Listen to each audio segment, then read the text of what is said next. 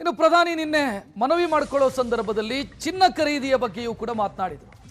ಒಂದು ವರ್ಷ ಚಿನ್ನ ಖರೀದಿ ಮಾಡಬೇಡಿ, ಅಗತ್ಯ ಇಲ್ಲದೆ ಅನಗತ್ಯವಾಗಿ ಚಿನ್ನ ಖರೀದಿ ಮಾಡಬೇಡಿ ಅಂತ ಹೇಳಿದರು. ಇದಕ್ಕೀಗ ಗೋಲ್ಡ್ ಅಸೋಸಿಯೇಷನ್ ಕರ್ನಾಟಕದಿಂದ ಅವರು ಹೇಳ್ತಾ ಇರೋದು ಪ್ರಧಾನಿ ಹೇಳಿದ್ ಸರಿ ಇದೆ ಅಂತ. ಗೋಲ್ಡ್ ಅಸೋಸಿಯೇಷನ್ನ ಖಜಾಂಚಿ ರವಿಕುಮಾರ್ ಮಾತನಾಡಿದ್ದಾರೆ.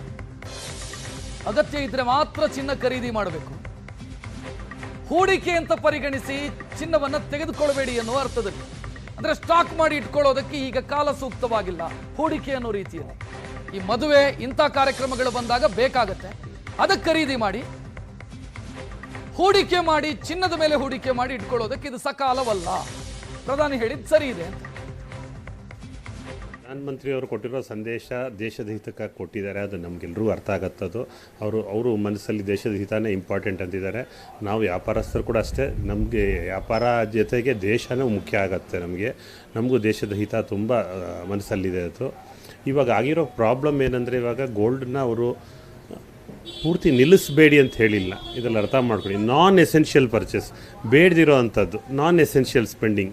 ಇವಾಗ ನಾನ್ ಎಸೆನ್ಷಿಯಲ್ ಸ್ಪೆಂಡಿಂಗ್ ಅಂದರೆ ಸುಮ್ಮನೆ ಸಿಂಗಲಾಗಿ ಕಾರ್ಗಳು ಓಡೋದು, ಫ್ಯೂಯಲ್ ವೇಸ್ಟ್ ಮಾಡೋದಕ್ಕಿಂತನೂ ಅದಕ್ಕೆ ಬದಲು ಅವ್ರು ಹೇಳಿದ್ದಾರೆ ಪಬ್ಲಿಕ್ ಟ್ರಾನ್ಸ್ಪೋರ್ಟ್ ಯೂಸ್ ಮಾಡಿ ಅಂತ. ಅದೇ ಥರ ಗೋಲ್ಡನ್ನು ಅಷ್ಟೇ ಲಿಮಿಟ್ ಮಾಡಿ ಅಂತ ಹೇಳಿದ್ದಾರೆ. ಅವ್ರೇನು ಮದುವೆ ನಿಲ್ಲಿಸ್ಬಿಟ್ಟು ಗೋಲ್ಡೇ ಏನು ಬ್ಯಾನ್ ಮಾಡಿಲ್ಲ ನಮ್ಮ ದೇಶದಲ್ಲಿ ಹೇಳಿದ್ದಾರೆ.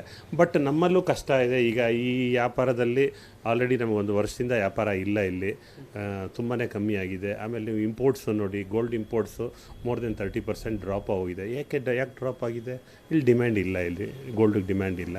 ಆಮೇಲೆ ಗ್ರಾಹಕರಲ್ಲೂ ಅಷ್ಟೇ ಈ ಬೆಲೆಯಲ್ಲಿ ಅವ್ರಿಗೂ ಪರ್ಚೇಸ್ ಮಾಡೋ ಶಕ್ತಿ ಇಲ್ಲ. ಆಮೇಲೆ ಇದ್ರ ಜೊತೆಗೆ ಪ್ರಧಾನಮಂತ್ರಿ ಅವ್ರು ಹೇಳೋಕ್ಕೆ ಮುಂಚೆನೇ ಜನ ನಾನ್ ಎಸೆನ್ಷಿಯಲ್ ಪರ್ಚೇಸ್ ನಿಲ್ಲಿಸೇ ಬಿಟ್ಟಿದ್ದಾರೆ.